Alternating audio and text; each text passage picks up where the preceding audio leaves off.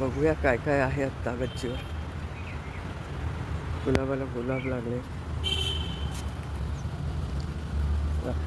वांग्याला वांगी लागायला सुरुवात झाली आता छोटी. गुलाबाच्या कळ्या माहिती नाही, पावसामुळे आणि ढगाळ हवेमुळे अशा झाल्यात का, स्प्रे करतीये त्याच्यावर. वांगी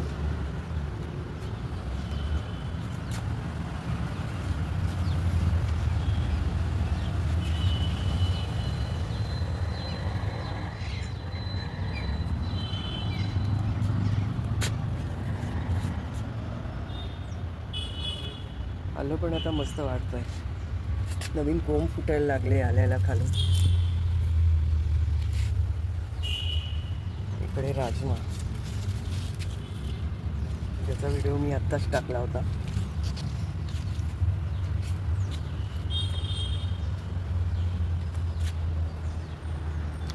भेंडी भरपूर उंच गेली आहे आणि फक्त हे वरती दिसतंय भरपूर भेंड्या लागल्या आहेत.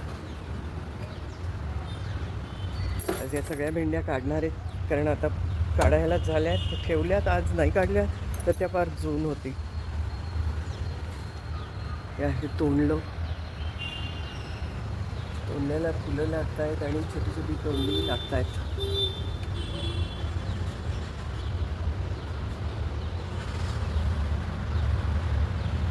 पावसाळ्यात तोंडली कमी येतात असं म्हणतात.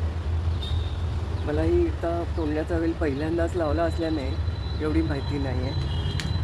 हा माझा कारल्याचा वेल,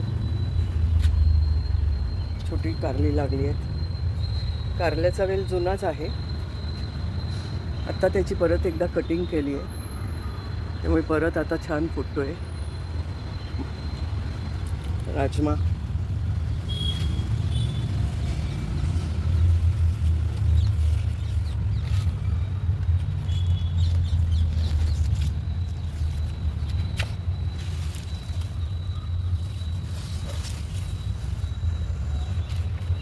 आणि इथे लाल माठ लावलाय, त्यातच झेंडू पण उगवलंय.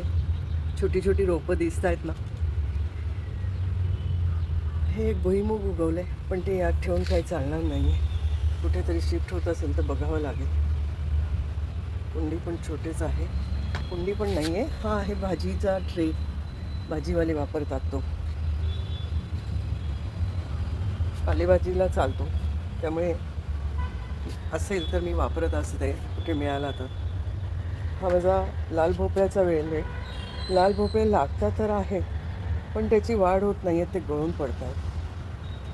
वेल छोटा आहे म्हणून का त्याला छोट्या ग्रो बॅग मध्ये आहे म्हणून.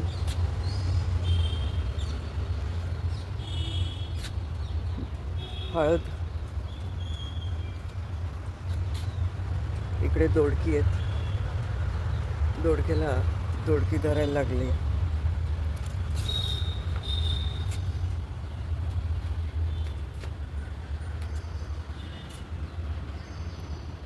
वरती गेलेला हा भोवसाळ्याचा वेल.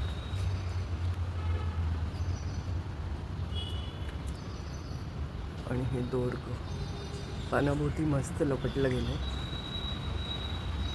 मला माहिती नाही घोसाळ्याचं, असं म्हणतात. खरं तर घोसाळ्याला जास्त घोसाळी लागतात दोडक्यापेक्षा, पण मला तरी अनुभव आता उलटाच येतोय. घोसाळ्याला अजून 2च घोसाळी येऊन गेली आहेत.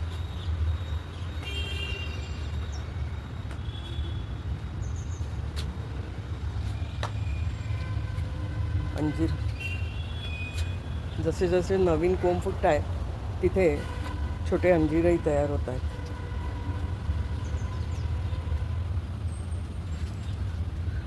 हे आहे पालक आणि आंबट चुका. पपईचं झाड, पपया तर भरपूर लागत आहेत. वाट बघते पपयांची.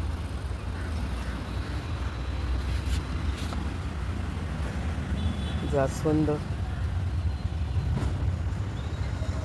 झेंडूला आता झेंडूची फुलं यायला लागली आहेत. त्यातच हा आंबट चुका आहे. आजूबाजूला भरपूर कडुनिंबाची झाडं असल्याने बरीच कडुनिंबाची रोपं तयार होत आहेत. सगळी मी ठेवती आहे बोन्साय करावं म्हणून. त्यातच हळद आहे, हा घेवडा अजून तरी काही लागले नाही आहेत फुलं, पण आता छान वाढतं. हा आहे माझा गोकर्ण, 3 पाकळ्यांचा गोकर्ण.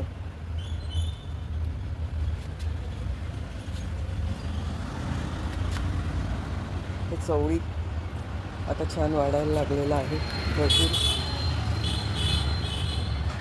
त्याच्यासाठी काहीतरी रस्सी बांधावी लागणार आहे, दोरी, जेणेकरून त्याचा वेल छान दोरीवर पसरेल.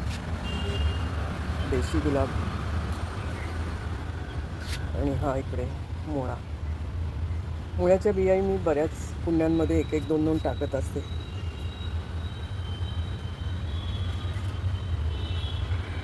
भेंडी,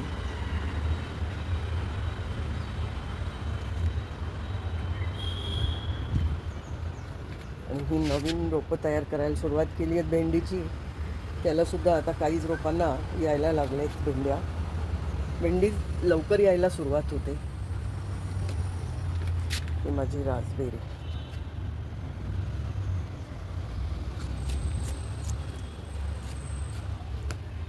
नवीन ग्रो बॅग भरणं चालू आहे. त्यात एक झेंडू लावला आहे.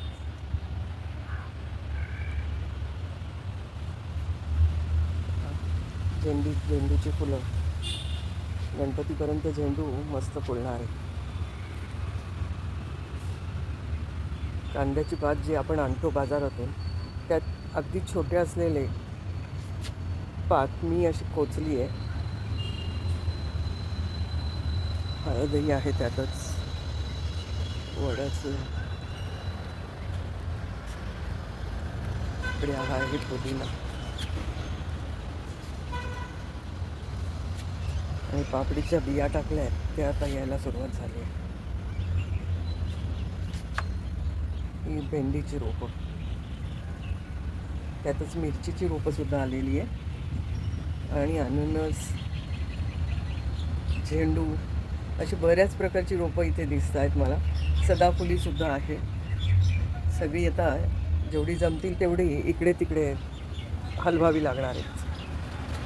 हे भेंडी माहिती नाही मला. दुधी भोपळ्याला भरपूर दुधी भोपळे लागत आहेत छोटे छोटे, पण त्याची वाढच होत नाही आहे. गळून पडता आहेत, ढगाळ हवेने गळून पडतात असं म्हणतात. त्यामुळे आहेत का कारण काय आहे हे शोधावं लागणार आहे. हे आहे ड्रॅगन फ्रूट, आणि ड्रॅगन फ्रूटची कळी पहा कशी मस्त वाढती आहे. स्ट्रॉबेरी, त्याचे तयार झालेली रोपं, आणि त्याला अजूनही नवीन रोपं तयार झालेली फुटत आहेत. ड्रॅगन फ्रूटच्याच कळ्या, आणि इकडे पण ड्रॅगन फ्रूट. आंबाडी एकदा काढून झालं आहे, आता परत छान वाढलं आहे. पानं काढायलाच झाली आहेत. ती फक्त पानं काढत असते, म्हणजे खालून नवीन पानं परत फुटत असतात. तर असं आहे माझं सध्याचं गार्डन, गच्चीवरील बाग. माझा व्हिडिओ जर आवडला असेल तर नक्की लाईक, शेअर आणि सबस्क्राईब करा. थँक्यू.